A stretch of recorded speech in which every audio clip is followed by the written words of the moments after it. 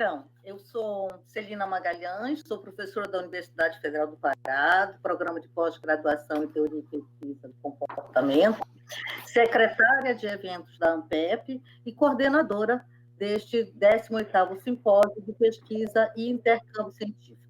Nós vamos estar fazendo esse simpósio excepcionalmente neste formato, todos vocês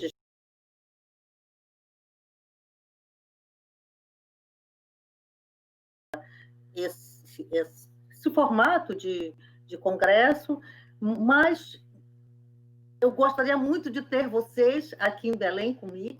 Eu sou de Belém, então, para estar mostrando as partes da cidade, para a gente estar fazendo os nossos encontros científicos e também para vocês estarem apreciando um pouco da culinária da cidade e da parte turística também. Então, é com um grande apreço que eu recebo vocês hoje para dar início ao encontro. Nós vamos estar fazendo dados para isso, e então na mesa solene vai estar composta pelo Luan Pares Feijó, representante discente junto à ANPEP da Unicinos, Rio Grande do Sul, pela professora Ana Carolina Lobianco, representante do Conselho Federal de Psicologia, pelo professor Virgílio Bittencourt Bastos, representante do Fórum de Entidades Nacionais da Psicologia Brasileira, pela professora Magda Dimenstein, representante do Conselho Nacional de Desenvolvimento Científico e Tecnológico, CNPq, pelo professor Gércio Tomanário, coordenador de área da Coordenadoria de Aperfeiçoamento Científico e Tecnológico do CNPq, e pela professora Raquel Guzzo, a nossa presidente da Associação Nacional de Pesquisa e Pós-Graduação em Psicologia. Então, os expositores, eles terão no limite de 4 minutos para fazer uma saudação aos participantes.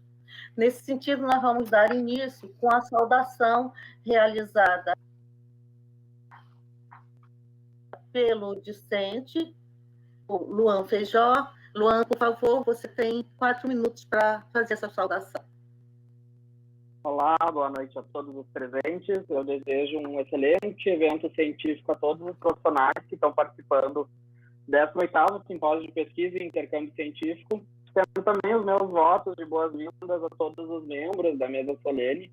Espero que tenhamos um excelente momento de discussão, de espaço de troca, de reflexões, e mais do que necessário é justamente a gente poder discutir, então, sobre o tema deste evento, justiça social e contextos sustentáveis, pois é a necessidade de que a gente repense as nossas decisões e principalmente se a gente está tomando decisões de forma sustentável, né? Refletir sobre o tema escolhido, né? Acredito que seja importante por todos nós, pesquisadores, uma vez que todas essas temáticas podem nos ajudar na tomada de decisão sustentável e igualitária. Então, espero que todos vocês possam aproveitar, assim como nós estamos aproveitando. Gostaria de desejar os meus sinceros votos de agradecimento e um excelente evento para todos. Muito obrigada, Luan. Então, nós passaremos agora a palavra para Ana Carolina Lobianco, por favor, representante do Conselho Federal de Psicologia. Boa noite aos colegas que estão acompanhando essa mesa, a todos e todas. Eu agradeço muito, em meu nome, do Conselho Federal de Psicologia, ao convite da ANPEP, para eu estar fazendo parte dessa noite de abertura, principalmente porque ela se dá em circunstâncias muito carregadas de lembranças que me deixam particularmente emocionada. Eu estava falando agora com os colegas, esse agora é o meu 17º simpósio, já que eu não estive no tempo icônico de Caruaru, nosso tempo originário, e agora está me vindo a lembrança das noites de abertura do simpósio, onde a gente está chegando de todos os cantos do país e nos reencontrando uns com os outros, muitas vezes depois de 2 ou mais anos sem nos ver. Eu me lembro que são momentos de muitos abraços, muitos beijos, muito rebuliço, com todo um clima de festa, de celebração, de tensão também, né? Por que não? Que dão a graça dessas noites inaugurais. E o fato é que eu fico um pouco atônita com o fato de que hoje aqui a gente está enfrentando a perda desse momento, que é um momento de vida, né? Eu não consigo não ver o contraste entre o clima que circunda normalmente a noite de abertura dos simpósios da ANPEP, com esse momento em que temos que ser gratos a esse nosso algoz, que é a tecnologia, que nos concede essa dádiva de podermos nos encontrar dessa forma fria e pouco calorosa, mas ainda assim a gente pode estar aqui nos vendo e nos ouvindo. É, portanto, um momento de sentimentos muito misturados, né? De luto e, mesmo assim, de uma certa alegria de estarmos aqui, né? Estamos aqui dispostos a trabalhar nas próximas semanas. Trabalhar e refletir sobre esses tempos difíceis que a gente está atravessando, particularmente nós que somos uma associação de pós-graduação e pesquisa. Pós-graduação e pesquisa são dois significantes que estão na mira do obscurantismo que tem tomado de assalto a nossa prática nesses dias, principalmente a que fazemos em ciências humanas, justamente, porque estamos num momento em que o humano é feito redundante e dispensável pelo capitalismo digital, em que só o que é computável, mensurável, só o que entra no cálculo, né, é levado em consideração. É o ponto em que a ciência que trata do humano está justamente sob ataque. Ela própria não interessa a estrutura da economia, ao modo de produção que governa as sociedades. Na verdade, elas não interessam, né? Elas não se interessam por essas pequenas questões cotidianas do sofrimento subjetivo. E é nesse cenário que iremos trabalhar e que temos muito a trabalhar nos encontros que a gente vai fazer durante o simpósio. Não só as mesas plenárias vão nos exigir essa reflexão, mas nos GTs a gente tem muito a trabalhar para tirar as consequências do que temos feito de nossas pesquisas, para reverter a onda em que a gente está sendo carregado. Certamente a gente está nadando na contracorrente, mas eu acho justamente que é de levar essa luta, né, que se trata aqui na ANPEP. Eu mesma estou participando de um quarto GT, a quarta vez que... o quarto GT que eu participo. Eu participei de 4 GTs antes, né, nos últimos 30 anos, e agora estou também no GT de Psicanálise e Educação, com a questão do ensino e da transmissão, que e exatamente no ano em que acabamos de ter aprovado a Lei 13.935, que institui a presença da psicologia no sistema de ensino nacional. Então, é com muito ânimo, apesar de tudo, que nós vamos estar trabalhando nesse simpósio, e eu acredito que essa seja a disposição geral de todos, porque temos a certeza de que é preciso resistir, né? E é da resistência que haveremos de estar no caminho de fazer a psicologia nessa sociedade. Bom simpósio a todos nós, é o que eu desejo. Obrigado, Ana. Então, agora nós passamos a palavra para o Virgílio Bastos. Virgílio, por favor. Boa noite a todos, a todas. Eu quero, de início, não só agradecer esse convite de estar nessa mesa solene de abertura desse evento tão importante, tão caro a todos nós, da comunidade científica, de pesquisadores da psicologia. E quero saudar a Celina e Raquel, e, em nome delas, saudar os demais colegas que compõem essa mesa, pessoas muito queridas e com quem temos uma trajetória de trabalhos conjuntos, trabalhos próximos. Eu acho que o sentimento que Ana Carolina expressa, eu acho que é um sentimento de todos nós, né?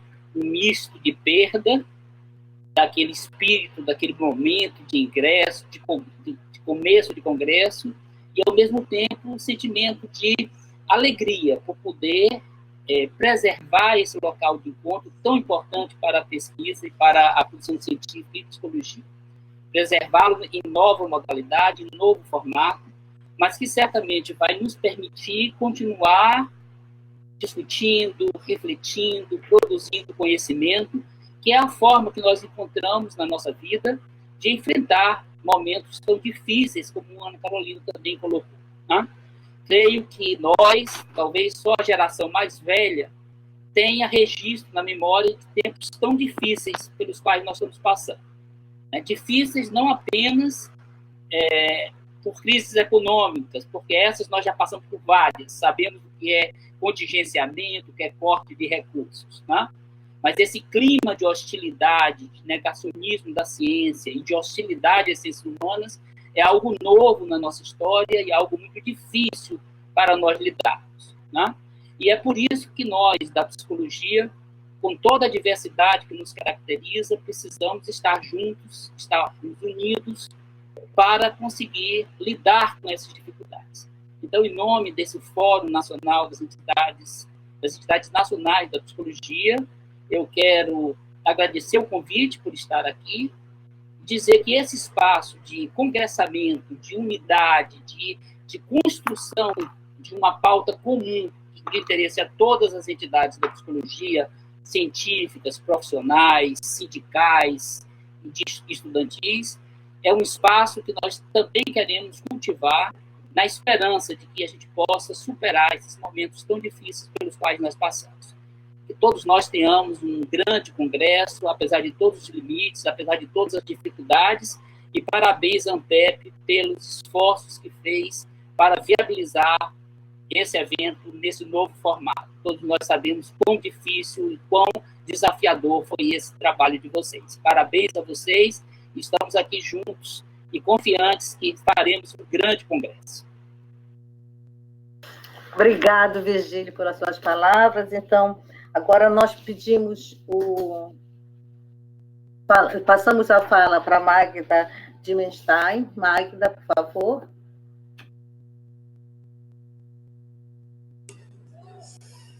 Bom, boa noite a todos os colegas espalhados aí pelos mais diferentes recantos do Brasil. Eu saúdo a mesa, os colegas da mesa, Celina e Raquel, especialmente. Gostaria, antes de tudo, de agradecer à diretoria da ANPEP pelo convite, né, e pela oportunidade, né, como já falaram os colegas anteriores, de poder estar presente, né, nesse momento importante da psicologia brasileira, que é o simpósio da ANPEP, né, e ainda mais num cenário tão desafiador como esse que a gente está vivendo.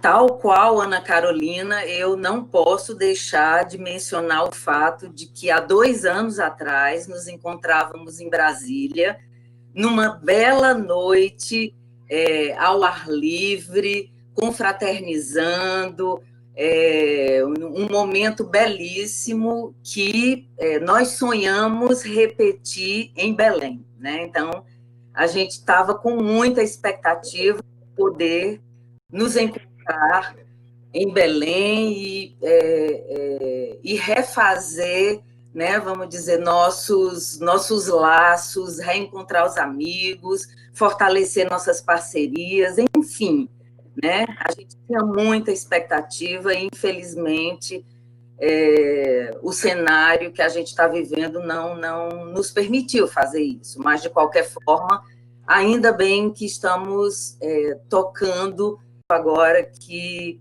eu acho que ele é um marco também na história, né, da ANPEP, é um marco que vai ficar para sempre, né? Então, eu gostaria de, agradecer, em nome do CA de Psicologia do CNPq, né, por estar aqui. Também peço a autorização da diretoria para fazer um lembrete aos colegas, porque eu não gostaria de perder essa oportunidade, já que muitos colegas pesquisadores estão nos assistindo e que estamos no período de avaliação das propostas de Bolsa PQ para o ano de 2020.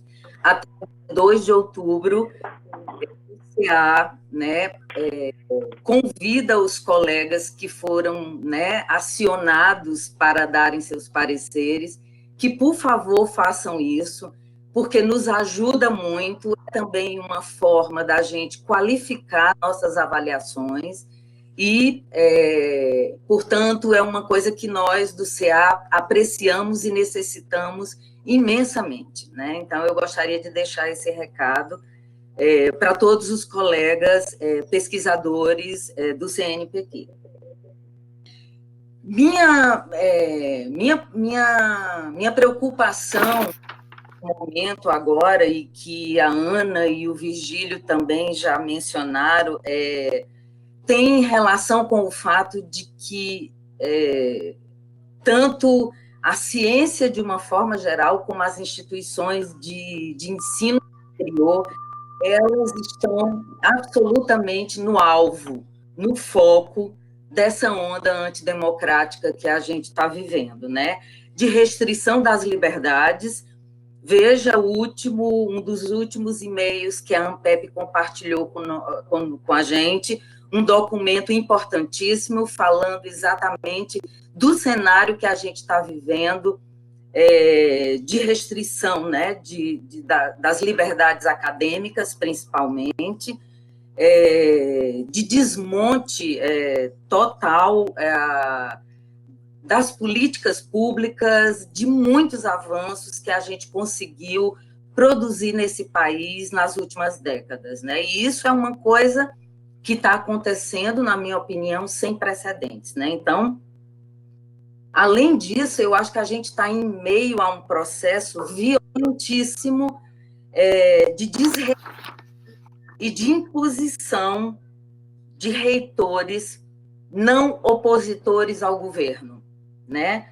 E ignorando completamente as escolhas de professores, de estudantes, de técnicos das universidades, né? E nessa situação, se eu não estou equivocada, já são mais de 14 instituições que não tiveram seus reitores empossados pelo atual governo, a exemplo do nosso colega, o professor Emanuel Torinho, da Federal do Pará, né? Então, esse cenário é extremamente preocupante e, na minha opinião, a luta pela liberdade acadêmica, dentre outras tantas, né, liberdades, torna-se, nesse momento, um empreendimento, assim, por excelência da psicologia brasileira, que, mais do que nunca, precisa reafirmar seu compromisso com a democracia, alimentando nossos desejos de lutar contra esse obscurantismo que paira sobre as nossas cabeças, né? Então, eu faço votos que o simpósio tenha essa função, mais do que nunca, né? Que seja esse espaço de discussão, de reflexão, de resistência e de proposição, e parabenizo toda a diretoria da ANPEP pela iniciativa, pelo esforço, e a equipe técnica, que, como disse o Virgílio, tem ultrapassado inúmeros desafios para colocar esse projeto em andamento, e desejo a todos um excelente encontro ao longo das semanas. Boa noite, muito obrigada. Obrigado, Magda. Então, agora nós passamos a palavra para o Gerson Tomanari para fazer as suas boas-vindas aos nossos telespectadores. Gerson.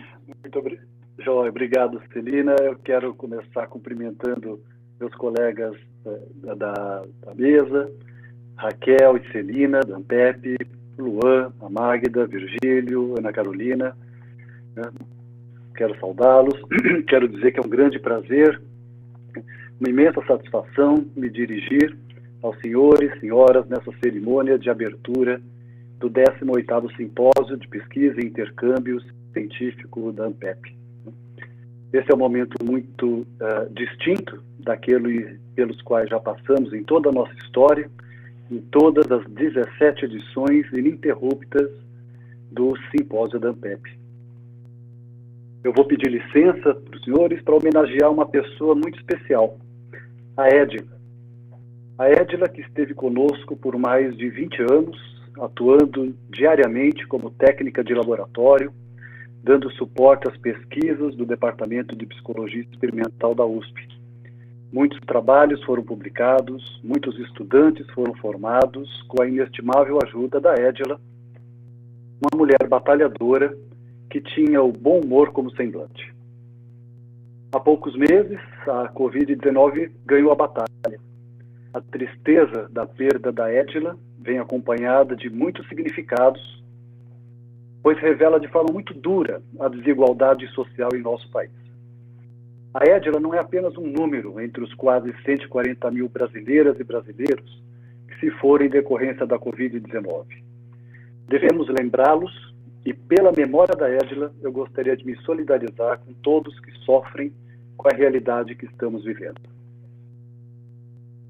Se me dão licença uma vez mais, eu preciso externar uma angústia pessoal, não como coordenador da área de psicologia na CAPES nesse momento, mas como cidadão.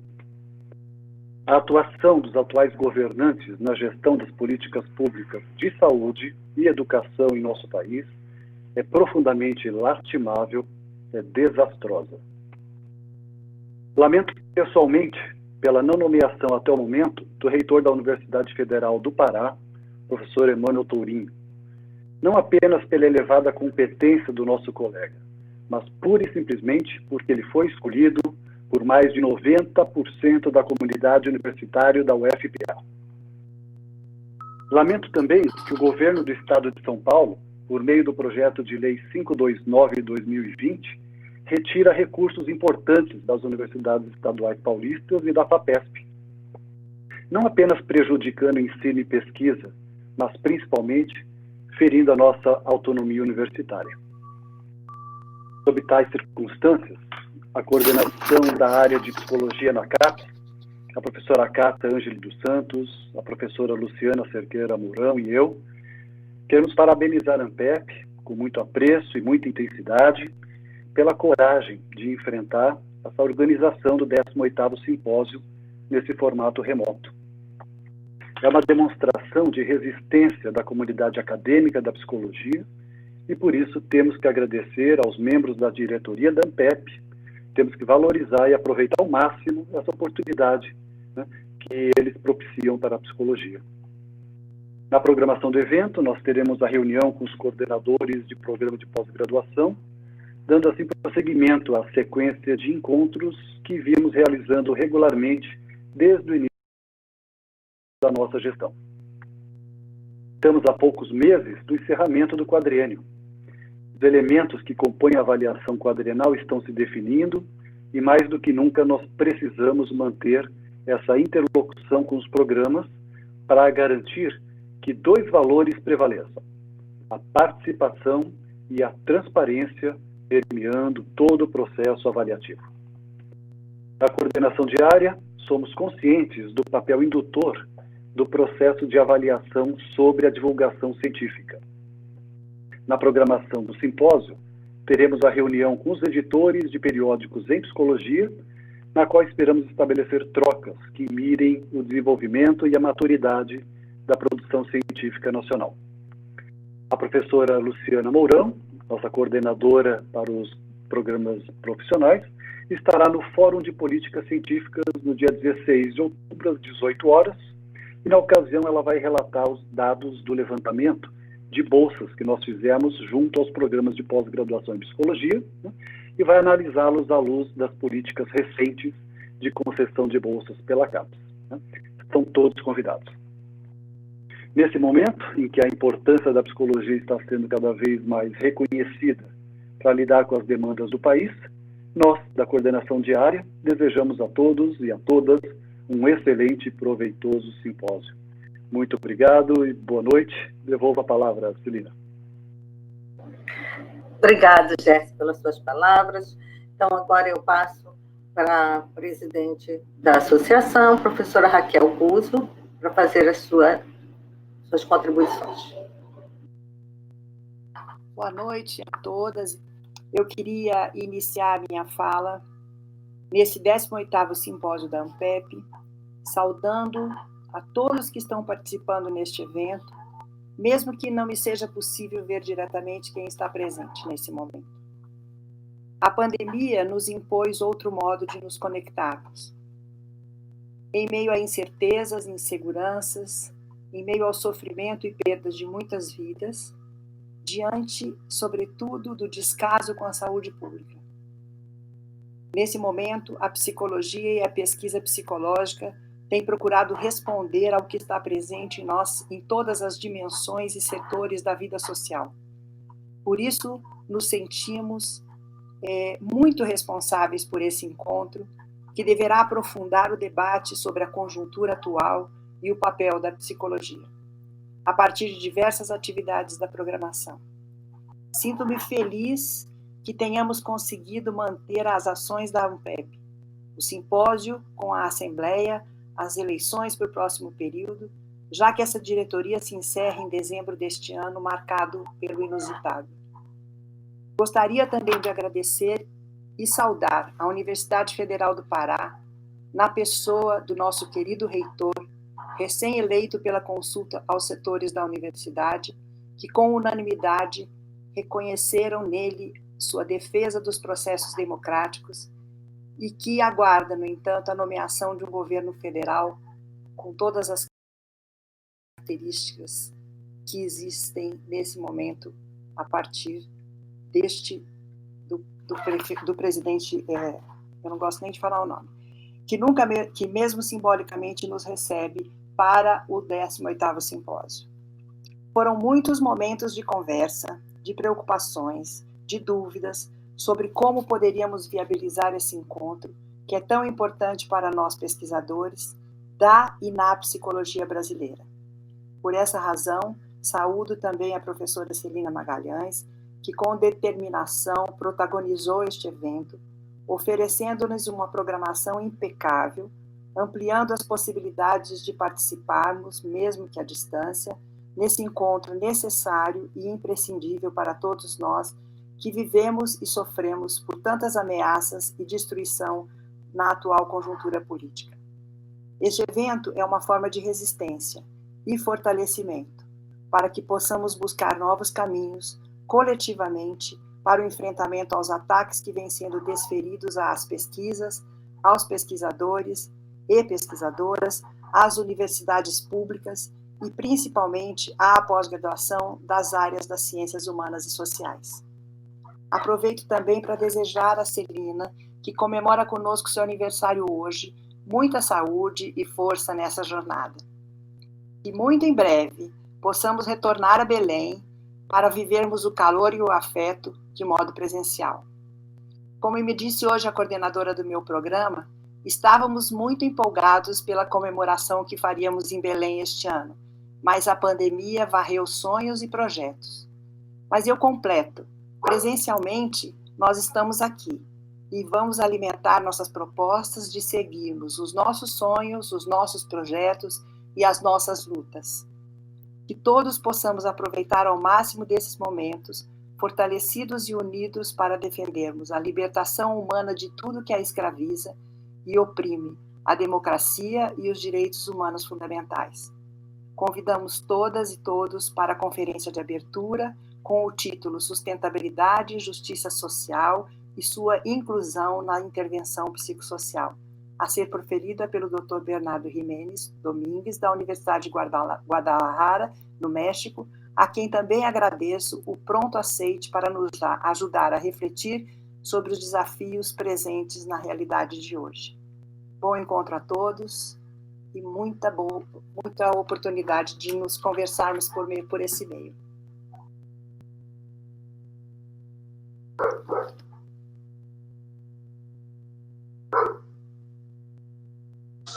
Salud para todos y gracias por la invitación de ANPEP.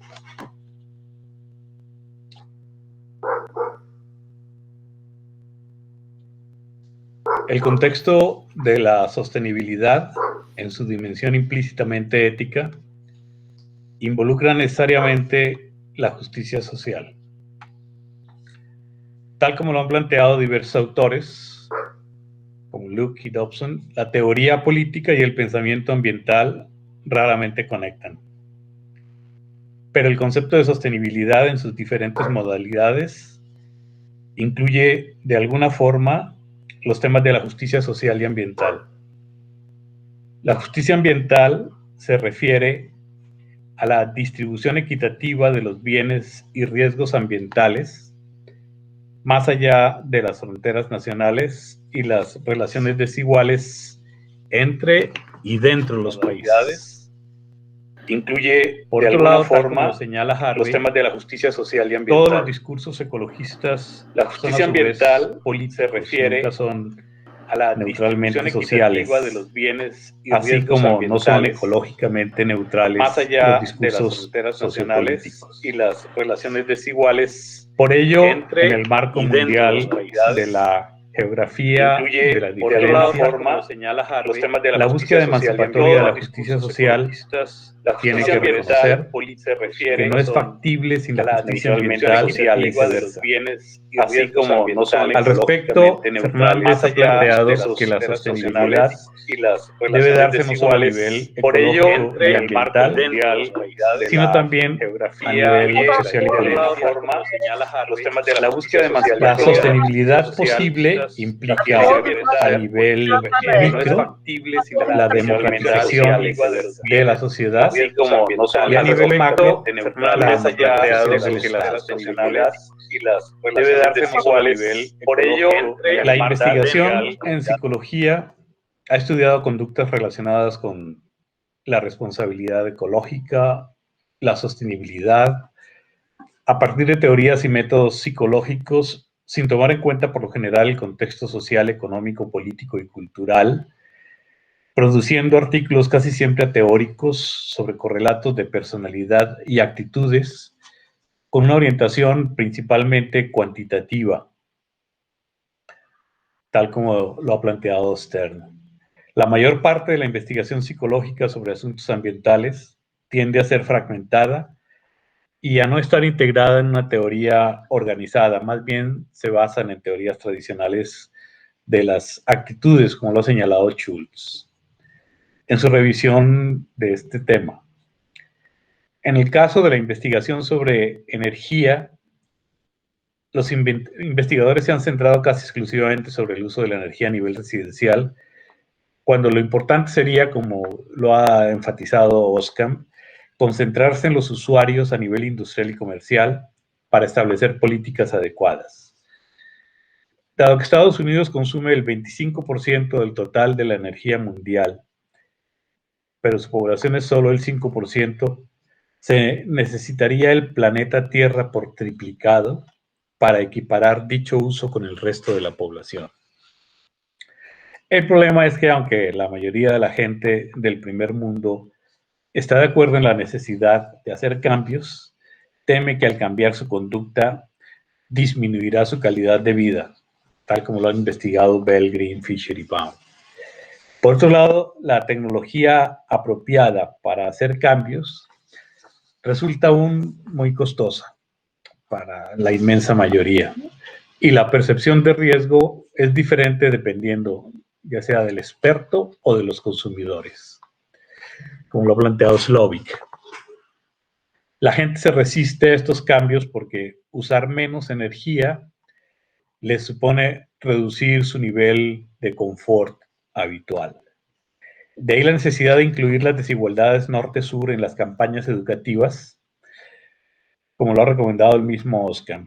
Por ahora, lo que se ha observado es que la capacidad humana para reconocer y evaluar cambios necesarios en el ambiente, así como para adoptar las medidas apropiadas y sostenibles, incorporándolas a la vida cotidiana, es algo más bien limitado, como han planteado Schmuck y Schultz.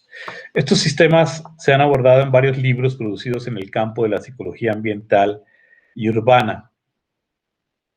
Corral, 2010, García y Vega, 2009, García, Saucedo y Romain, 2003, Schmuck y Schultz, en el 2002, Moser en el 2003, y en ellos hay suficiente información y evidencias para apoyar una perspectiva compleja, multidimensional y transdisciplinaria que facilite las prácticas así como la investigación sobre la problemática. Hassel es uno de los que ha enfatizado que los estudios psicológicos deben ir más allá de las actitudes y comportamientos individuales y ubicar las explicaciones en un contexto más amplio con respecto al cambio social y ambiental, asumiendo factores tales como el poder, la justicia, la equidad, y enfatizar que los instrumentos de cambio no deben basarse en la coacción, sino en la libre elección. En consecuencia, la conceptualización sobre la sostenibilidad debe ser crítica en el marco del debate público, pero la pobre participación e información ciudadana facilita que dichas políticas se vean obstaculizadas por la tradicional corrupción política y la falta de transparencia. Por eso mismo sería más adecuado organizar el proceso social de aprendizaje a través de la investigación participativa, porque de esta forma su posibilidad está definida a partir del nivel comunitario, como lo proponen Homburg y Proust. Ello supone enfatizar e integrar la dimensión cultural, política, por la vía democrática y bajo principios de equidad, al implicar la sostenibilidad con la participación social, como lo ha planteado Lima. Dicha participación se da, por ejemplo, en el contexto simétrico del cliente con el arquitecto, pero no cuando se planifica o diseña para un grupo, clase o comunidad, como es el caso en los proyectos de salud y vivienda, educación ambiental. De ahí la importancia de la investigación, acción participativa, como lo han propuesto en el campo de la psicología ambiental Stea, García y Coreno. En ese sentido, García y Dumitru plantean también que hay que crear contextos en los que las soluciones innovadoras se prueben en contextos reales y como resultado de procesos participativos, porque la investigación actual suele ser excesivamente oficial y compartimentalizada. A propósito del momento actual, De Angelis señala cómo la pandemia está permitiendo a la psicología en sus diversas áreas explorar la aparición de nuevos hábitos y discursos que permiten enfocar problemas relacionados, derivados a su vez del cambio climático. El COVID-19 está sacando a luz problemas evidentes de justicia social que constituyen una preocupación incrementada para la psicología ambiental por el vínculo entre la fragilidad socioeconómica y la ambiental, que afectan de forma desigual y desproporcionada a los más pobres y vulnerables. A su vez, permite el abordaje sustentable y propositivo de la forma en que viajamos, nos transportamos, consumimos y nos comunicamos actualmente. Hay que agregar que la identidad y la apropiación social son aspectos claves del discurso de la sostenibilidad entendida participativamente. En ese sentido, los aportes latinoamericanos, hechos desde la psicología social, ambiental y comunitaria, usando enfoques cualitativos y participativos, tal como es el caso de Montero, Sánchez y Wiesenfeld, deben ser considerados como la alternativa más viable a los estudios objetivistas de alcances muy limitados que ya hemos citado anteriormente. La mejor forma de lograr que la investigación psicológica vaya más allá del psicologismo tradicional es que asuma este contexto sostenible y lo haga en una perspectiva transdisciplinaria que la atraviese, haciendo borrosos los límites disciplinares. O, como lo planteó Falsborda, asumir una epistemología holística a partir de la vivencia participativa y dialógica que implica a su vez el quiebre de las asimetrías entre el saber académico y el popular en lo que denomina transubstanciación de saberes. Esta sería una ciencia sentipensante más allá del objetivismo, en lo que ha sido uno de los giros críticos de la ciencia social, el giro de la acción. Dicho giro crítico se une a otros giros necesarios, tales como el giro cultural, el giro cualitativo, el giro post y decolonial, como lo he planteado en un artículo en 2018. Estos giros podrían incorporarse en lo que Sansot llamó una aproximación rapsódica que gira alrededor de la realidad estudiada. Pero con anterioridad, Coiré, el historiador de la ciencia, había señalado que la ciencia moderna sustituyó el mundo cualitativo de la vida cotidiana y el sentido común por una geometría reificada en su búsqueda de la precisión y aboga por el holismo de las ideas. Lo cual supone que la revolución científica, término que él usó antes que Kuhn, debe ir más allá de corregir y sustituir teorías y confundir la verdad con la mera acumulación de datos. Se trata de destruir ese mundo, sustituirlo por otro como parte de un nuevo concepto de ciencia. Planteamiento muy actual en estos tiempos pandémicos, cuando se habla de corregir la situación y volver a una absurda y contradictoria nueva normalidad, en lugar de cuestionarla y al mismo tiempo buscar cómo sustituirla sin tantas excusas y tardanza.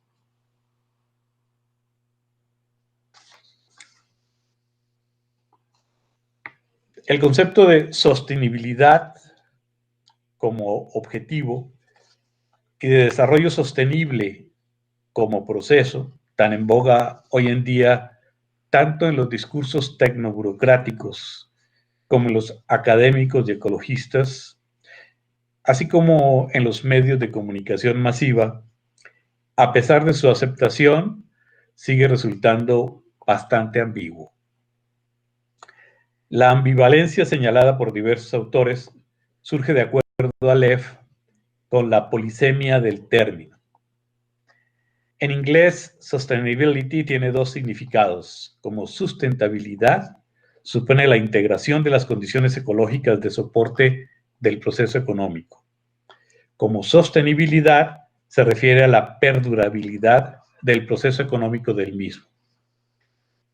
Tal vez por eso los franceses lo han traducido como durabilité.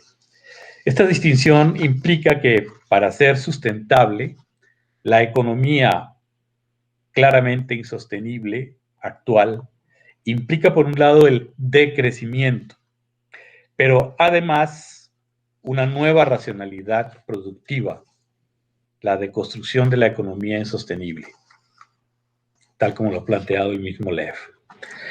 En 1987, la Comisión de las Naciones Unidas para el Ambiente y el Desarrollo promovió la idea del desarrollo sostenible a través del llamado Informe Brundtland, que define literalmente el desarrollo sostenible como el desarrollo que satisface las necesidades del presente sin comprometer la posibilidad de que las generaciones futuras satisfagan las suyas.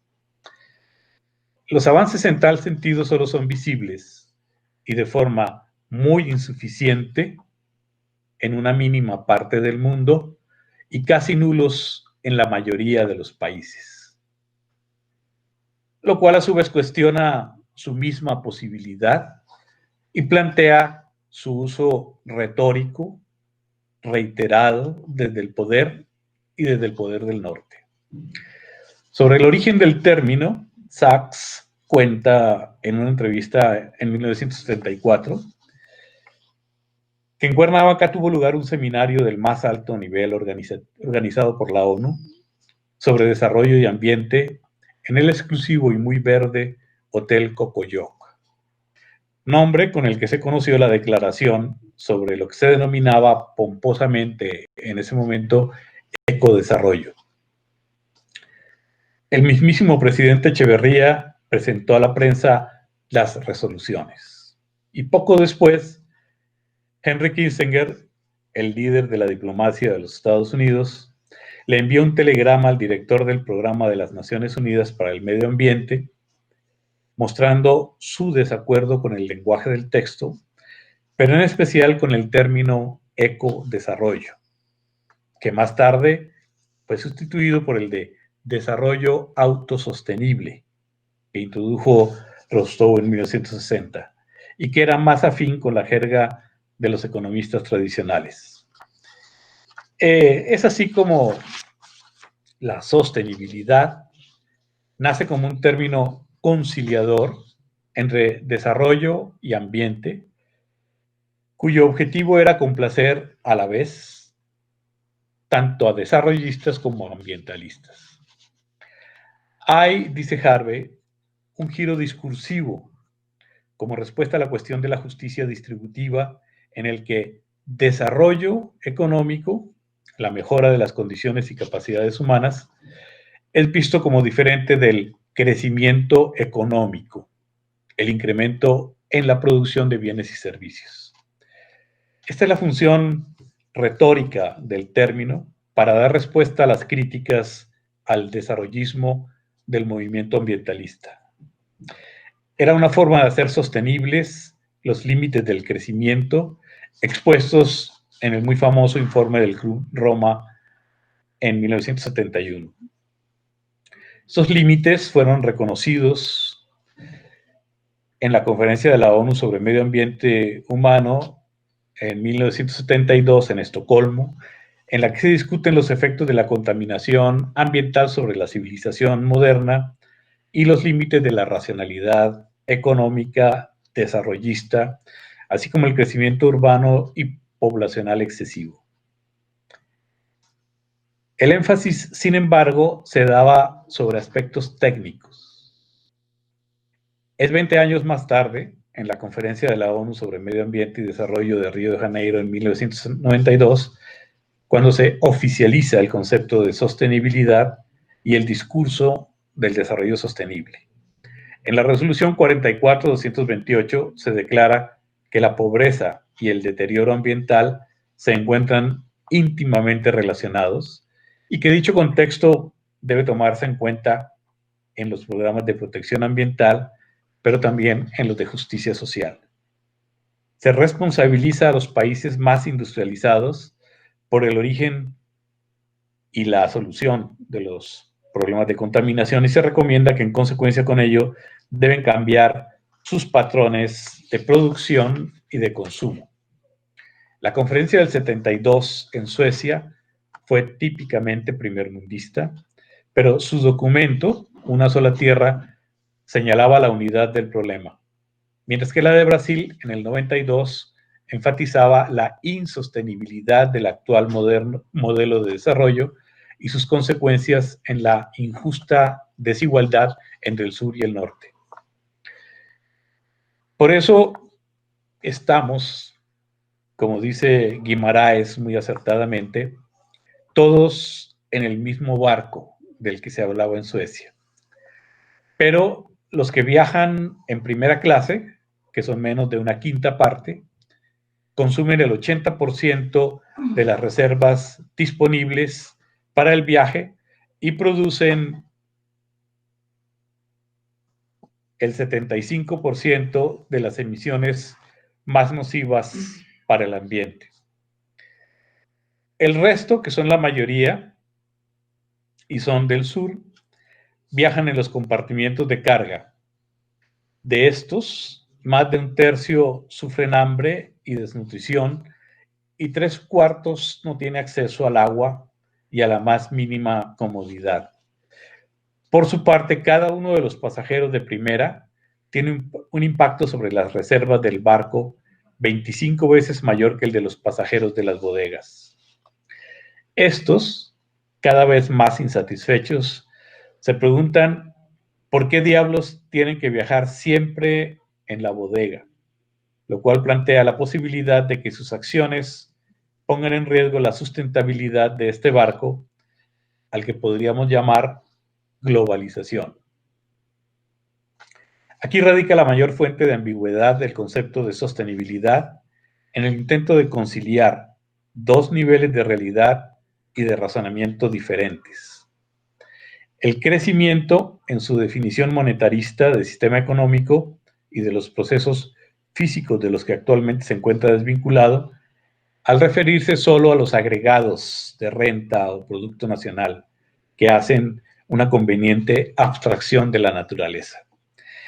De ahí la necesidad de aclarar en qué consiste en realidad esa metáfora que subyace al discurso del desarrollo sostenible, que es el capital natural, al que se hace referencia diciendo que la inversión en capital natural debe compensar el deterioro del mismo.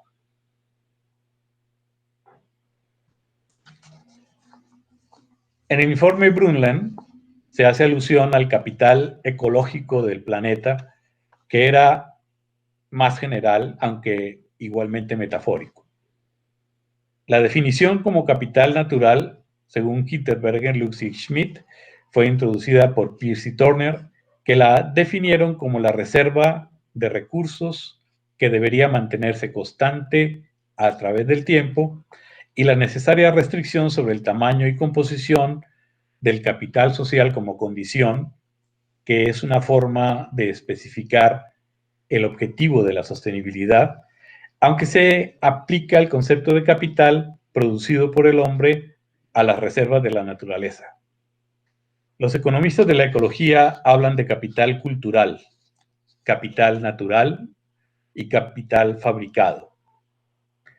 Y así distinguen entre recursos no renovables, renovables y la capacidad de asimilación de la ecosfera, lo cual sirve de contexto para el discurso de la sostenibilidad. Por eso Constanza caracteriza la sostenibilidad como la cantidad de consumo que puede ser sustentado sin degradar el capital social. En este sentido es que se cuestiona la racionalidad de algo que todos sufrimos, el Estado tolera, la obsolescencia programada de los bienes de consumo y el costo presente para los consumidores y a futuro de sus innumerables desechos peligrosos. El término sostenibilidad no es solo polisémico, como vimos, e incluye, según Guimaraes, más de 100 definiciones en la literatura, sino que existen diversos grados de sostenibilidad o de compromisos con la durabilidad de los recursos naturales. La definición desarrollista que le da origen y cuya historia mencionamos sería una sostenibilidad débil o muy débil, mientras que la sostenibilidad cualitativa a partir de la conciencia de la insostenibilidad del desarrollismo sería una sostenibilidad fuerte o muy fuerte, ecología económica y estabilización de la misma. La versión débil es a donde se dirigen la mayoría de las críticas, pues si bien los defensores de esta perspectiva desde arriba aceptan la problemática y están dispuestos a hacer algo, consideran que la sostenibilidad es aún compatible con un cierto grado de deterioro ambiental, tal como lo hace la argumentación de la ingeniería genética, la agricultura industrial y el crecimiento de la metrópolis.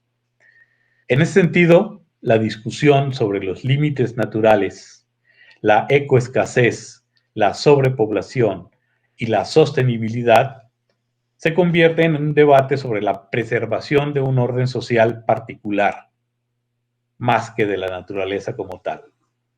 La sostenibilidad fuerte niega que exista dicha compatibilidad porque el capital natural es insustituible y se plantea entonces una serie de reglas para usar los recursos naturales de forma compatible con su durabilidad. Es lo que actualmente se conoce como decrecimiento. 1. Solo se deben usar al ritmo de su propia capacidad de regeneración. 2.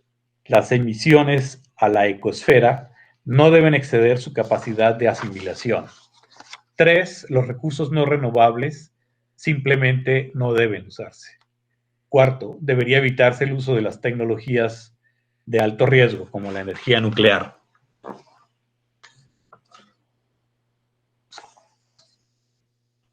A pesar de que se reconoce el carácter vago y poco operativo del concepto de desarrollo sostenible, proceso cuyo fin último es la difícil meta de la sostenibilidad, lo que resulta importante en el concepto, aparte de la inclusión de los derechos de los aún no nacidos, es su potencial integrador de problemas que antes se veían por separado, tales como el cambio climático global, la sobrepoblación, la deforestación, el efecto invernadero, la desertificación, las necesidades básicas para la existencia humana, la pobreza en el tercer mundo, la desigualdad como el primero, el consumo per cápita y la producción suntuaria en los países más industrializados. Pero desafortunadamente hay una enorme brecha entre la retórica política que implica la cooptación oficialista del concepto y la práctica ambigua y contradictoria en un mundo cada vez más desigual. Dovers y Hanmer han señalado varias de esas contradicciones que se dan entre la tecnología como causa y solución, la gran cantidad de información y la incertidumbre en la toma de decisiones, la equidad intra e intergeneracional, el crecimiento económico y sus límites ecológicos, los intereses colectivos y los particulares, la diversidad política y las acciones comunes, la resistencia al cambio y la adaptabilidad, la optimización económica y la sostenibilidad ecológica.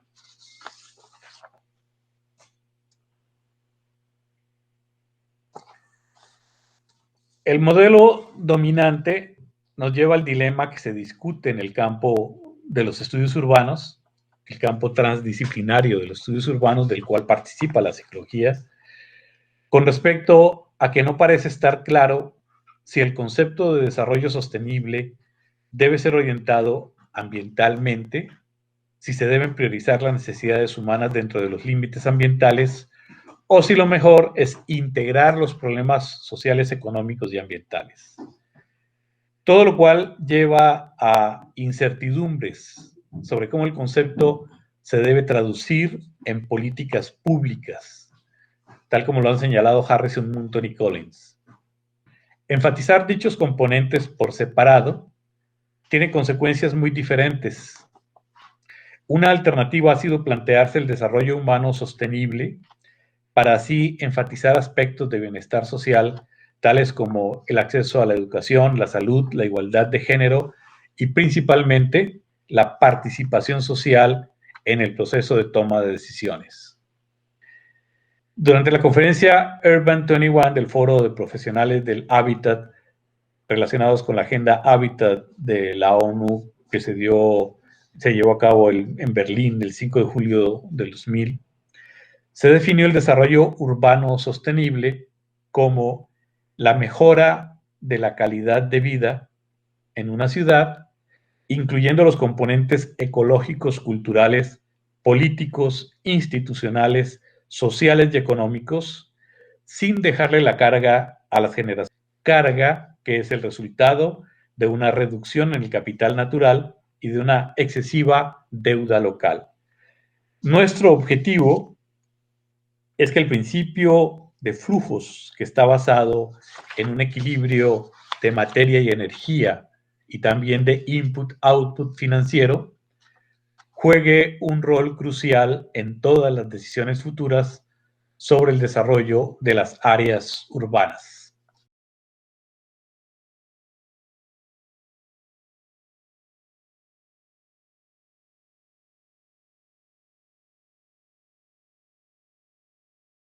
Sostenible plantea que el desarrollo urbano sostenible es la habilidad de tomar decisiones sobre el desarrollo con respecto a la relación entre lo que llama las 3 E: economía, ecología y equidad, en la que la economía representa el bien común, la ecología, la protección y construcción de la naturaleza, y la equidad, la participación integral en las decisiones sociales.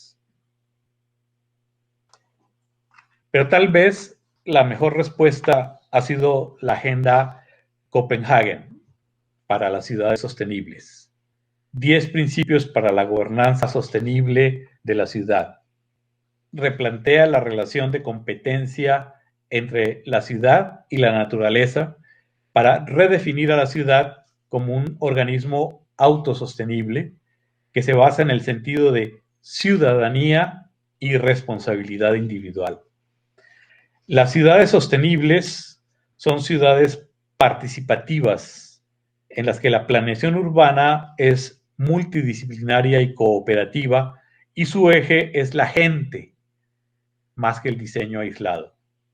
En ella las empresas forman parte de la planeación participativa y asumen su responsabilidad en la sostenibilidad urbana. La cooperación global se considera esencial para resolver los problemas de las ciudades en desarrollo.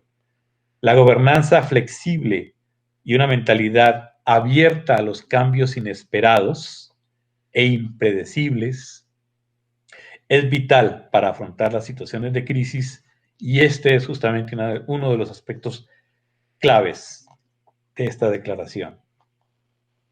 Los líderes urbanos deben estar capacitados para lidiar con las interconexiones complejas de las nuevas instituciones y sus asociados.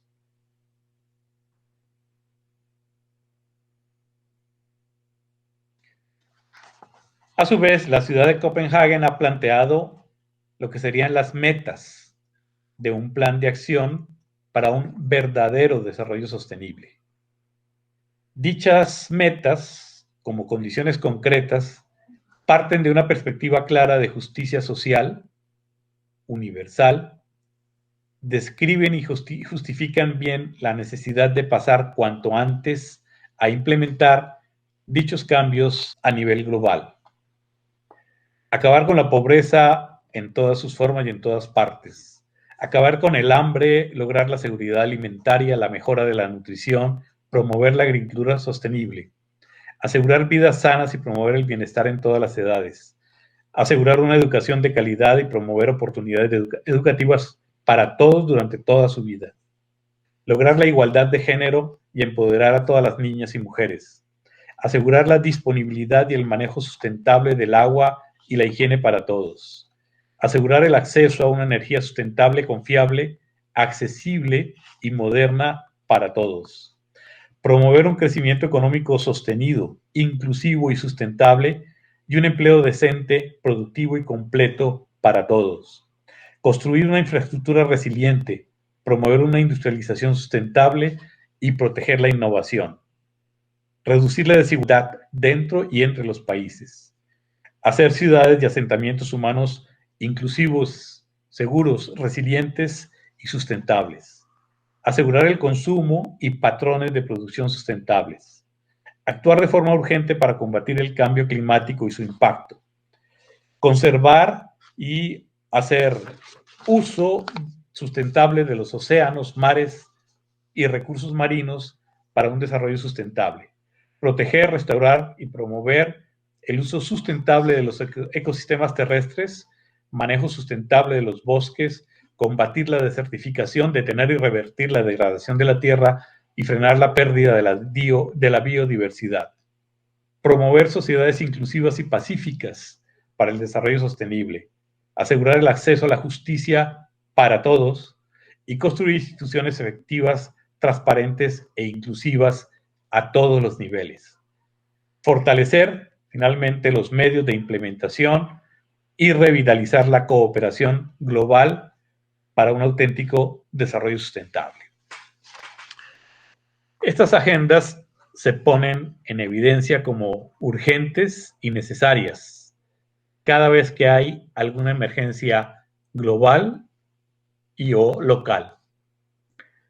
El caso actual de la pandemia del COVID-19 es un ejemplo concreto que pone en evidencia la necesidad de la justicia social y ambiental como la mejor política preventiva en el campo de la salud, la alimentación, la vivienda, el trabajo, la educación, el bienestar y la seguridad social, el transporte y el espacio público, el acceso democrático a la tecnología la protección del ambiente, la participación y la autogestión social, es decir, la democracia real versus la democracia formal que tenemos actualmente en Latinoamérica, que es a la que se quisiera regresar cuando se habla de la nueva normalidad, como si ello fuera posible sin mantener la irracionalidad, la desigualdad, la corrupción, la explotación social, la depredación natural del actual sistema de vivir, convivir y producir de una forma insostenible.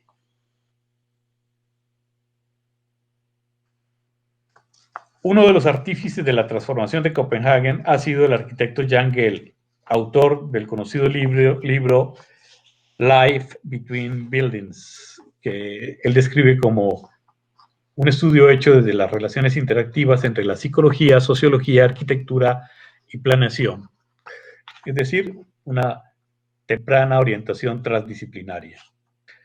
Que él establece la diferencia entre 4 modelos de ciudad. La ciudad tradicional, que fue construida para moverse a pie y en la que aún se encuentran todos los servicios concentrados. La ciudad invadida, cuyo balance se ha roto y está dominada por el automóvil y en contra de la mayoría de las personas que la habitan. La ciudad abandonada es el paso siguiente, en la que todo se adapta a la movilidad motorizada, el espacio público se estrecha o va desapareciendo, las aceras igual desaparecen y todo termina sucediendo en el mall o en la TV. El cuarto tipo de ciudad posible es la ciudad reconquistada. Las ciudades que decidieron que el tráfico motorizado ilimitado es inaceptable y han dado un giro hacia la mejora y embellecimiento de sus ciudades, generando espacios públicos y equiparamiento para caminar y andar en bicicleta. Esta sería también la ciudad compacta. Y aquí se ejercería el derecho a la ciudad. Las dos anteriores son aquellas en las que se prioriza el desarrollo económico insostenible, puramente especulativo, destruyendo el medio ambiente y el patrimonio e identidad cultural de las ciudades. El modelo de ciudad compacta y sostenible como alternativa, una alternativa vigente, busca a través de una gestión municipal consecuente la preservación de su patrimonio, el buen funcionamiento económico a partir de proyectos de revitalización urbana que hacen competitiva a las ciudades, pero de forma equitativa y sostenible. Cuando las oportunidades de regeneración urbana se dan prioritariamente como negocios, siempre a costa de los habitantes de los centros históricos o patrimoniales, tenemos el fenómeno denominado gentrification en la literatura de los estudios urbanos, traducido con el anglicismo gentrificación, pero que literalmente significa aburguesamiento, a partir del cual, con la excusa del embellecimiento y la revalorización económica, los habitantes originales son sustituidos por otros de mayor capacidad adquisitiva, dejando de lado la perspectiva social, cultural e histórica de un enfoque simétrico, integral y sostenible. En ese sentido, la sostenibilidad urbana es multidimensional y asume una ética de las ciudades, pero a partir de las personas. Tal como se planteó en el Fórum Barcelona en el 2004, son los residentes los verdaderos activos a ser incluidos en los procesos de revitalización urbana. Por eso es preciso proteger la identidad cultural, controlar a los agentes inmobiliarios especulativos y corruptos para que se adapten a ella y no que pasen por encima con justificaciones puramente especulativas y unilaterales. Desarrollo urbano sostenible es un concepto que va de la mano de bienestar social y de calidad de vida de los que viven en las ciudades. O como lo plantea la Agenda Copenhague, el diseño y la arquitectura deben partir de las necesidades de los ciudadanos y el respeto del ambiente, de su inclusión como ventaja y enriquecimiento de los proyectos urbanos, porque es la gente la que hace la ciudad, no los edificios. Son ellos los verdaderos expertos en la ciudad.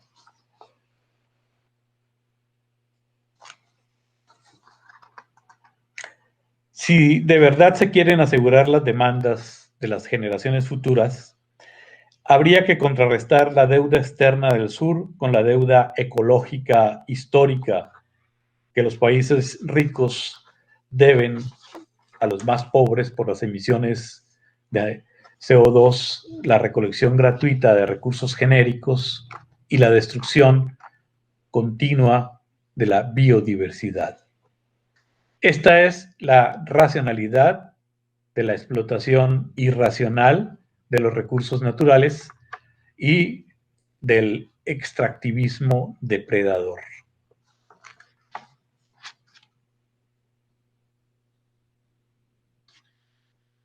Como lo explica Martínez Alier, no podemos confiar en el crecimiento económico como la solución tanto para los problemas ambientales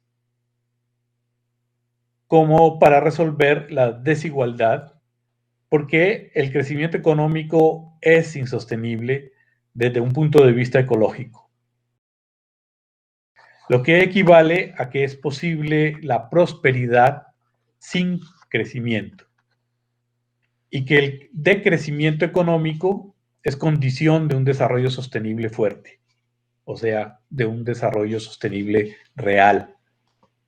Por eso es que los obstáculos distributivos a la política ambiental se deben superar más por la redistribución que por el crecimiento, lo cual resulta compatible con la redefinición de sostenibilidad que se hizo en el proyecto CIS, Ciudad, Identidad y Sostenibilidad para los sistemas urbanos, cuando se dice que podemos entender la sostenibilidad en el ámbito urbano como la compatibilidad entre una dinámica social, económica y cultural y los recursos ambientales tanto en el presente como en el futuro. Actualmente mucho del discurso sobre justicia social ambiental se relaciona con el tema de la identidad, como lo ha planteado Clayton. En el proceso de desarrollo del proyecto Ciudad, Identidad y Sostenibilidad, se pudo confirmar en el caso de barrios populares estudiados en 7 ciudades, en los que una identidad social y de lugar bien definidas muestran que facilitos y prácticos sostenibles y que la sostenibilidad implica la compatibilidad entre la dinámica socioeconómica y cultural, así como la relación equilibrada con los recursos naturales. Tal como lo ha señalado Barkin, con base en experiencias alternativas en el caso mexicano, cuando los más pobres tienen acceso a los recursos para mejorar el medio ambiente, son ellos los mejores defensores para mejorar el medio ambiente. Son ellos los mejores defensores de un verdadero desarrollo sostenible. Por eso un modelo de desarrollo alternativo en el campo implica formas de participación directa de las comunidades en la lucha autogestiva por mejorar su calidad de vida. La insostenibilidad económica y la pobreza provienen de la desigualdad. La pobreza no es la causa de la destrucción del entorno, como parece señalar el mismo informe Brundtland. Por eso la redistribución y la equidad en el presente, en el ámbito local y global son necesarias. No solo por simple y obvia solidaridad, sino porque no hay otra vía para una auténtica sostenibilidad a futuro. Hay que llenar de contenido y práctica el término para que adquiera su sentido implícito como sostenibilidad fuerte, en lugar de dejar que se convierta en marco de la retórica de los defensores de la insostenibilidad del mercado en su versión débil.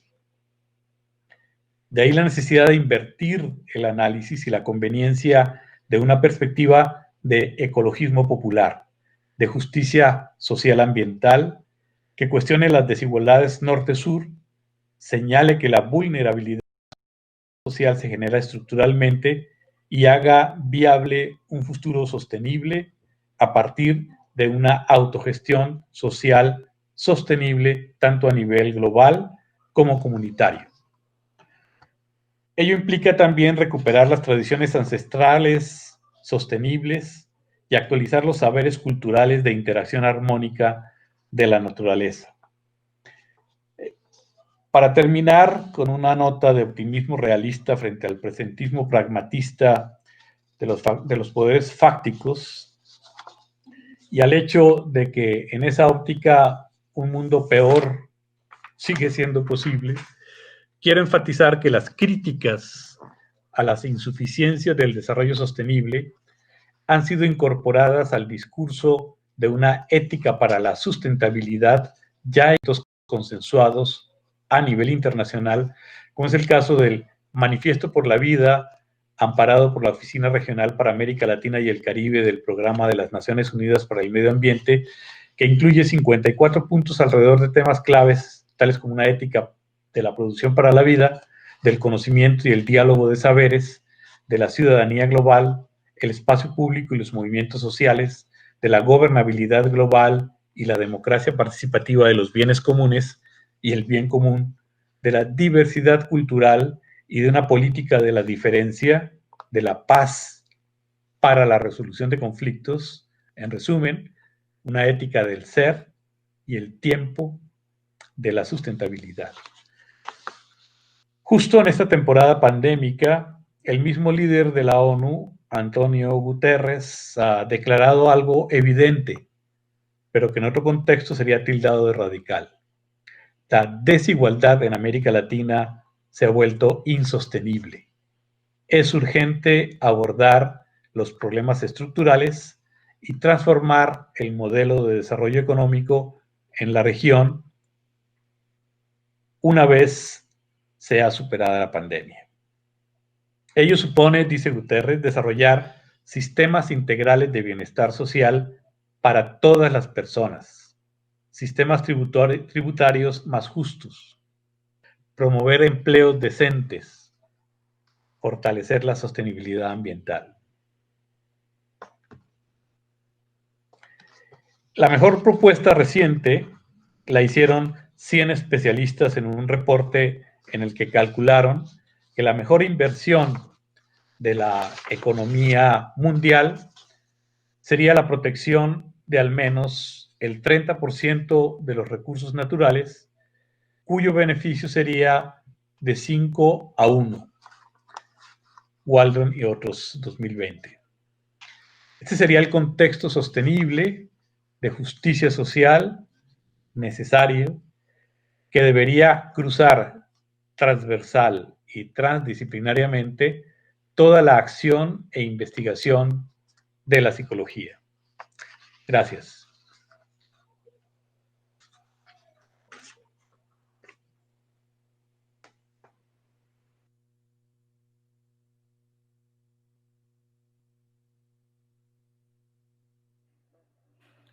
Então, boa noite, Bernardo. Buenas Celina noches.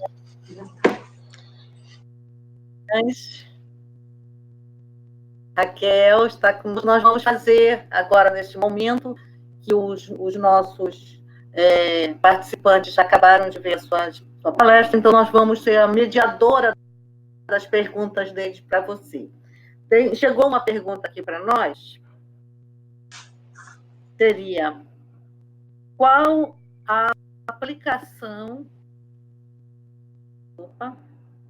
No te escucho bien. ¿No estás escuchando? Se oye salteado. No escucho bien. Veja se você consegue me ouvir agora.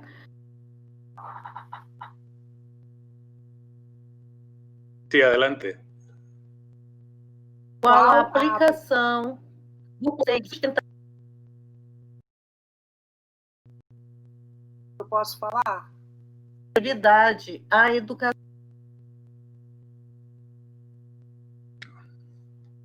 Celina, eu vou falar. Tudo bom, Bernardo? ¿Estás? No, es que se oye salteado. ¿Vas?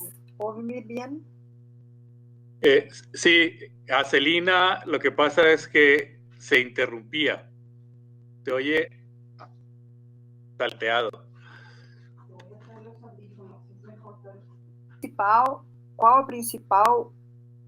Qual a aplicação principal do conceito de sustentabilidade à educação? Essa é uma das perguntas. A outra pergunta é: em um país continental como o Brasil, pensar a relação entre os três Es, ecologia, economia e equidade, se opera fora dos centros urbanos, entre ribeirinhos, grupos indígenas isolados e extensões de terras públicas, que hoje são objetos de exploração e destruição, incêndios, garimpos ilegais, não visíveis, objetos de fiscalização e controle. As ideias apresentadas sobre os contextos urbanos aplicam-se também aos não urbanos?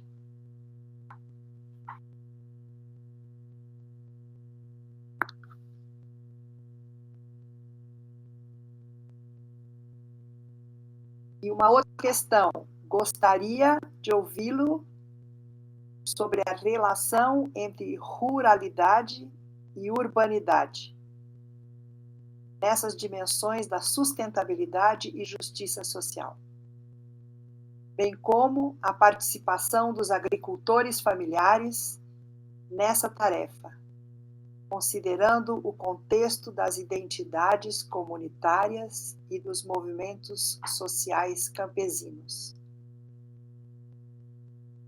Claro? Sí. ¿Es todo ya? Sim, mais uma só. Hey. O que há de específico sobre o papel da psicologia no enfoque transdisciplinar da sustentabilidade ambiental e social? Pronto.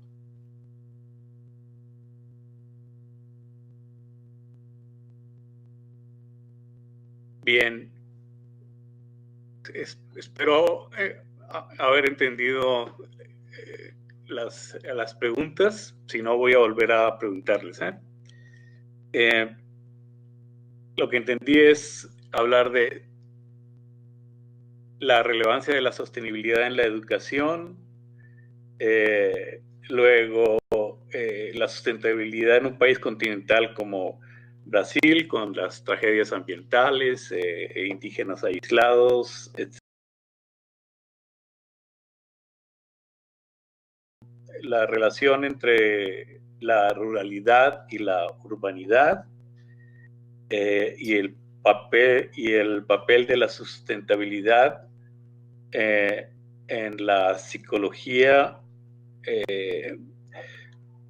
a nivel transdisciplinar, ambiental y social.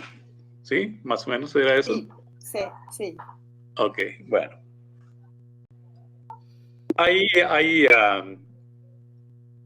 Hay un punto que creo que haría confluir los aspectos que están contenidos en las preguntas y que es lo que si no bien se desarrolló al final, sí es la clave cuando cito a Martínez Alié alrededor del concepto de decrecimiento.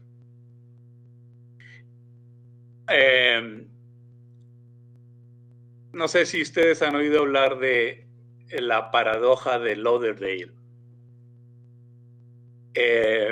Lauderdale en 1235 en Inglaterra, era el octavo conde de Lauderdale, Maitland era el apellido, planteó esa paradoja en el siguiente sentido. La mayor abundancia privada equivalía a generar la mayor escasez y pobreza pública. Y a lo que se refería es a cómo las élites en Inglaterra, para forzar al campesinado a trabajar, es decir, que salieran de lo que ellos consideraban que era un ocio inconveniente e inconforme con respecto a las élites, alrededor del concepto de que es la génesis de todo, que era la parcelación. Esa parcelación supuso entonces que todo lo que era abundante, que todo lo que era gratis, que todo lo que era libre, de pronto fuera expropiado. Los bosques en donde podían habitar, el agua, los ríos, la casa, etc. El punto entonces de confluencia aquí es que ese criterio de la parcelación a lo que conduce es a generar una escasez completamente artificial. Esa escasez completamente artificial es la que está en la raíz de la contraposición entre el crecimiento económico como ese mito en el cual nos tienen involucrados y que se ha convertido actualmente en la pauta de la mayor tragedia en términos de los extremos de miseria que hay en cada uno de nuestros países y los increíbles niveles de riqueza. Basta que miren las cifras de cuánto subieron las fortunas de los mayores multimillonarios a nivel mundial solamente durante la pandemia, ¿no? Sin hacer absolutamente nada. Entonces, esa escasez artificial es la que lleva a plantear que es posible evitar el crecimiento, que es posible el decrecimiento, y entonces a lo que llegaríamos es a que, y eso tiene que ver con la transdisciplinaridad, la economía y las soluciones no estuvieran centradas en su nivel, sino que la economía se politizara, y al politizar la economía, ¿qué es lo que sucede? Lo que sucede es lo que Jason Hickel, y esta es la paradoja de Hickel, que es interesantísima, es que el decrecimiento lo que produciría es una abundancia radical. La abundancia radical tiene que ver justamente con que al aumentar la riqueza pública, al disminuir los bienes privados, lo que sucede es que, por un lado, el crecimiento deja de estar centrado en las pautas exageradas y patológicas de consumo, y por otro lado se recorta la producción de bienes basura, de todas las industrias sucias, para entonces volver a un nivel en el que tendría la posibilidad, con el compartir las rentas, de recuperar la gratuidad, por ejemplo, de los servicios públicos. Hickel, alrededor de este inicio de la paradoja de Lauderdale, es decir, que hay una correlación inversa entre la riqueza privada y la riqueza pública, hace una referencia que, bueno, yo creo que todos la deben conocer, que tiene que ver con las siguientes cifras.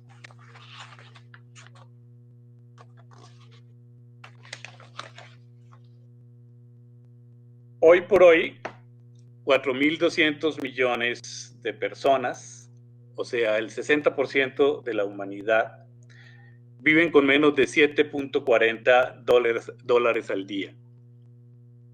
El ingreso mismo necesario para tener una nutrición básica y una esperanza de vida normal. Desde 1980,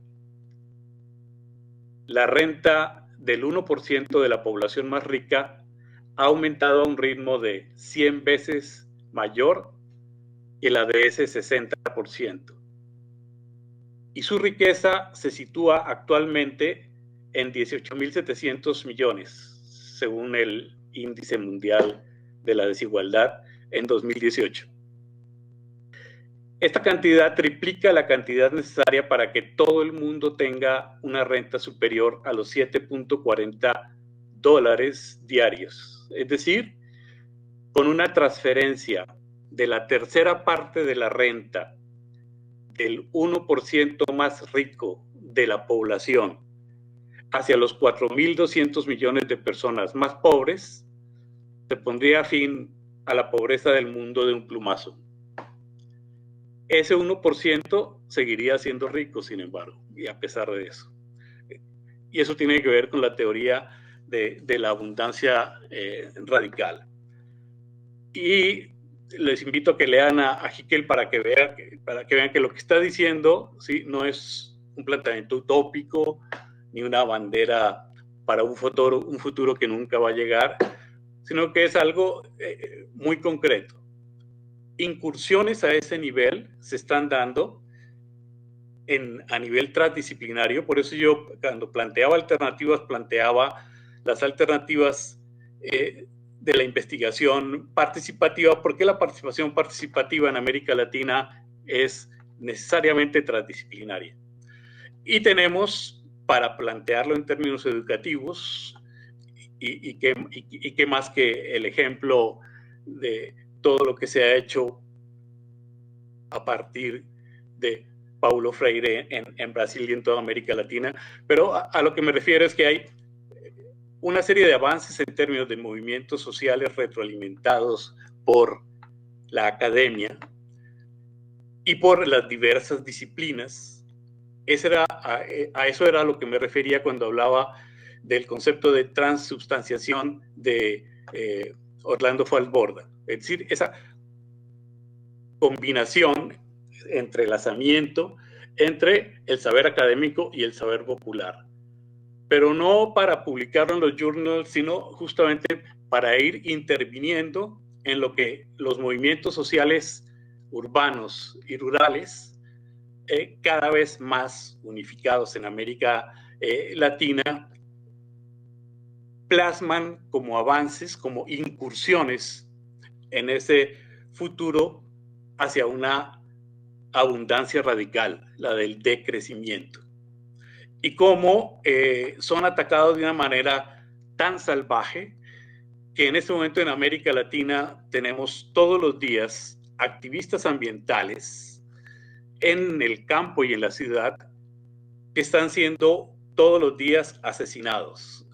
Los asesinatos de los líderes ambientales, de lo que nos habla es justamente de ese miedo al decrecimiento, cuando se cuestiona las minas, cuando se cuestiona la deforestación y el problema en el Amazonas de la deforestación, si no se habla de la degradación de la tierra, no sería visto como todo lo grave que es, ¿no? En estos días justamente aparecen cifras de que ya solo el 50% de toda la extensión del Amazonas en los 7 países, creo que confluyen ahí, son viables. Y sin embargo, hay gente que sigue perdonando toda esa deforestación, cuyo complemento trágico es justamente la degradación de la tierra. Entonces, cuando vemos en las crisis, en los linderos entre el campo y la ciudad, y recuerden que en este momento es difícil hacer la separación porque como Lefebvre predijo en los años 70, estamos ya en la sociedad urbana. Estamos en la sociedad urbana no en términos de que no existan las ciudades separadas del campo, sino en términos de que en el campo, ¿qué tipo de producción tenemos? Una agricultura intensiva, que es justamente la que está destruyendo y contaminando toda la tierra. No tenemos el tipo de campesinos de los que nos hablaban tradicionalmente, ¿no? Esos campesinos ya ni existen, son trabajadores agrícolas en su inmensa mayoría. Entonces, esos movimientos, como los movimientos importantísimos que han habido en Brasil, confluyen en lo que es, decía, una incursión en el futuro, que son todas estas alternativas cooperativistas de movimientos tanto en la ciudad como en el campo, que comienzan a plantearse formas alternativas de consumir, de producir, de compartir, para mostrar que otras vías son posibles desde ahora. Bueno, no sé si con eso, para no alargarme, contesto y quisiera pues escuchar más bien a otras. Tenía dos preguntas.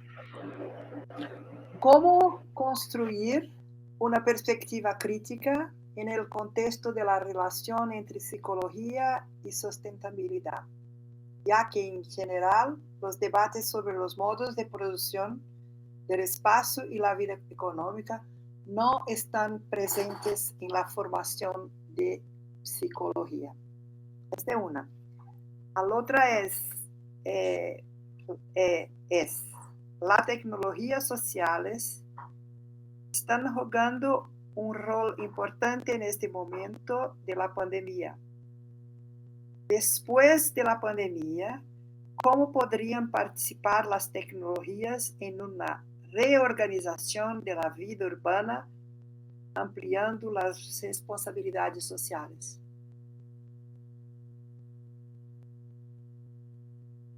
¿Sí? Bueno, lo primero, comencemos con las tecnologías. Seguramente muchos de los que están asistiendo a esta conferencia están impartiendo clases o están tomando clases o como ahorita están participando en webinar y ven y entonces vemos cómo la desigualdad de acceso a esas tecnologías hace que muchas de las posibilidades que se plantean alrededor de la innovación social quedan parcialmente recortadas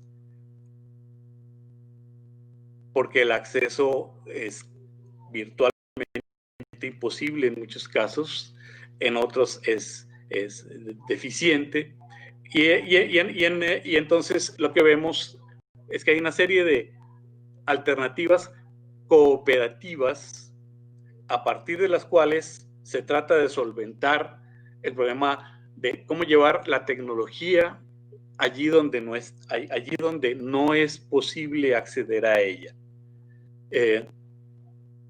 Y creo que esa es la única solución, luchar porque el Internet sea gratuito en todas las ciudades, lo cual es completamente factible.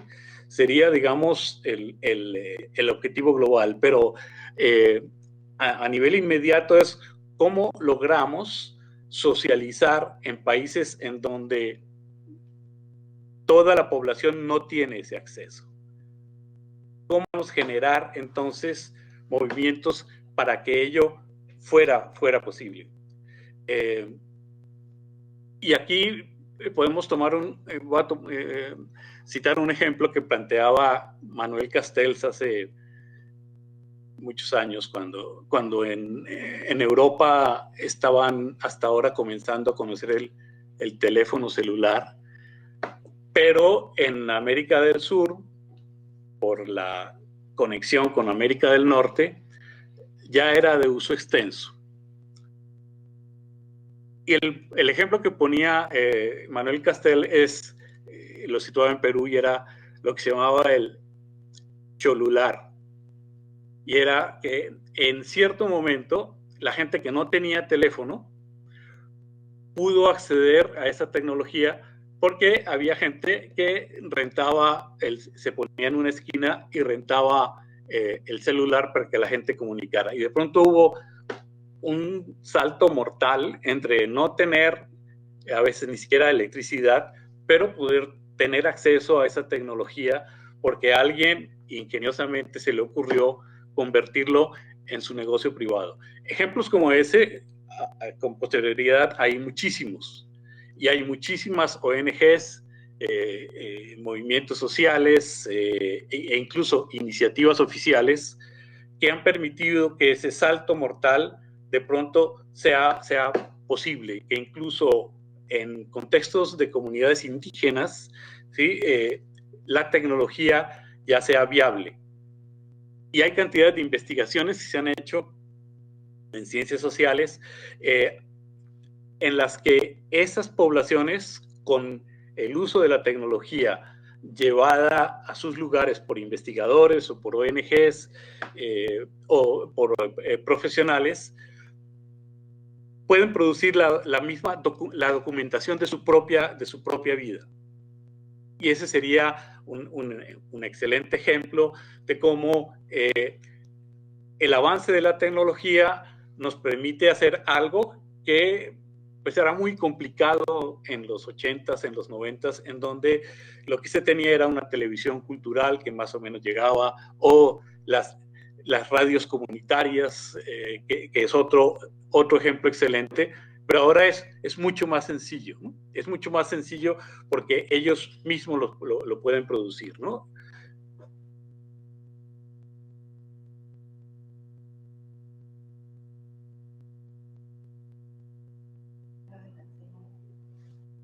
Uma outra? Obrigado, Bernardo. Tem mais perguntas.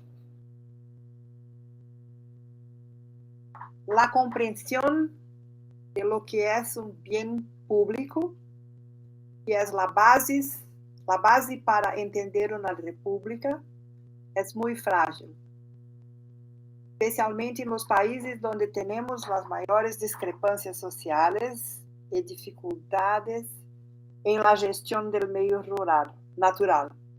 ¿Es posible caminhar este escenario en un contexto de fortalecimiento de la extrema derecha que se opone al bien público enfocado en lo individual y privado? ¿Es posible señalar caminos?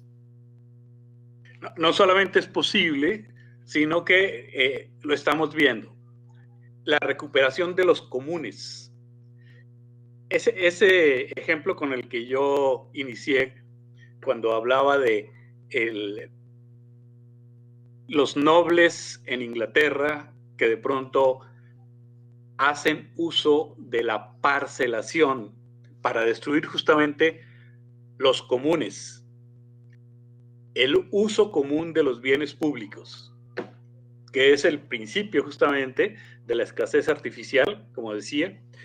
Si lo trasladamos a este momento, es justamente la expropiación de lo común o de los bienes públicos lo que ha hecho que la miseria y la calidad de vida sea cada vez peor, y que la recuperación de lo común, es decir, que la comunalidad sea no solamente la alternativa, sino que como práctica está siendo innovadoramente introducida en las políticas públicas planteadas como alternativa en América Latina, pero que son una práctica común en los países, y esa es justamente la idea cuando alguien me dice, pero ¿por qué hablas de Dinamarca?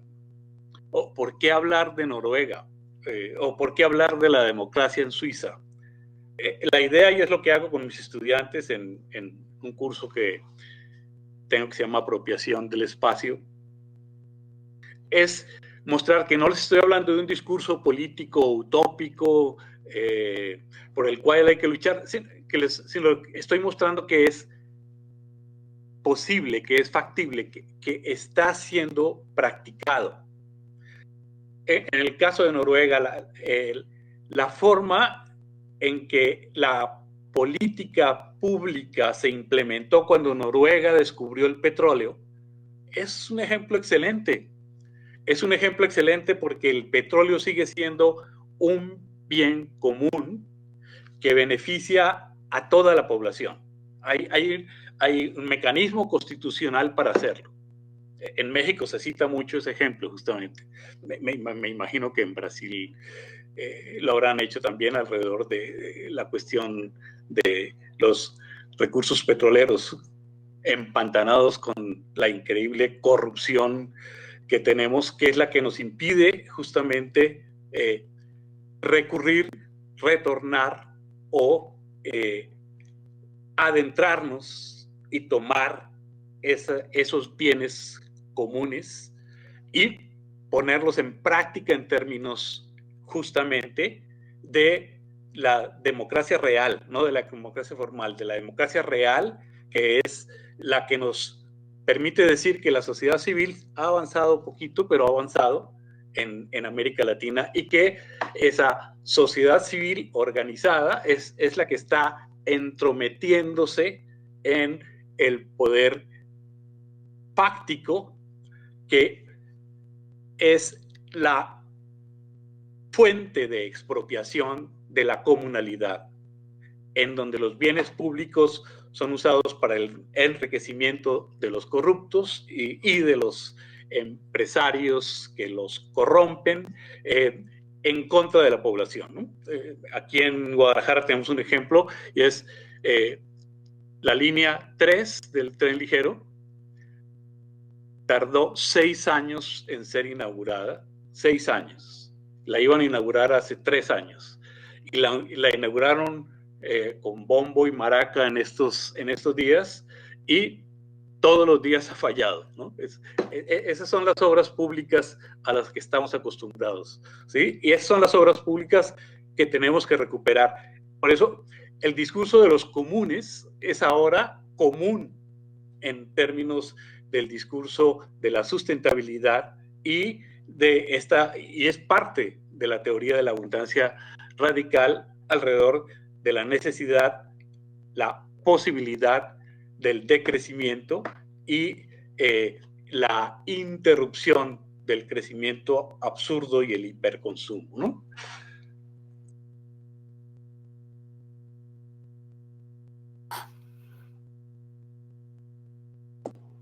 Ótimo, Bernardo. Obrigado. Raquel, tem mais alguma pergunta? Muitos elogios. Sim. Sim, não podemos deixar de ressaltar isso, Bernardo. Você está recebendo muitos elogios da nossa audiência. A diretoria também está sendo muito... Está sendo muito explicitado ter feito esse evento nesse formato e ter trazido você para fazer a palestra de abertura, nossa conferência de abertura. Então, nós queremos agradecer muito, queremos deixar livre, se você quiser ter uma fala para a nossa audiencia. No, pues muchas gracias a ustedes por haber invitado. Un abrazo para mi querida amiga Raquel y para las amigas brasileras y amigos que hayan logrado llegar. Yo tenía la preocupación de si iba a ser entendible por la lectura y el castellano. Entonces, pues me siento muy alegre de que haya funcionado y de que haya servido de algo mi participación. Muchas gracias a ustedes y un abrazo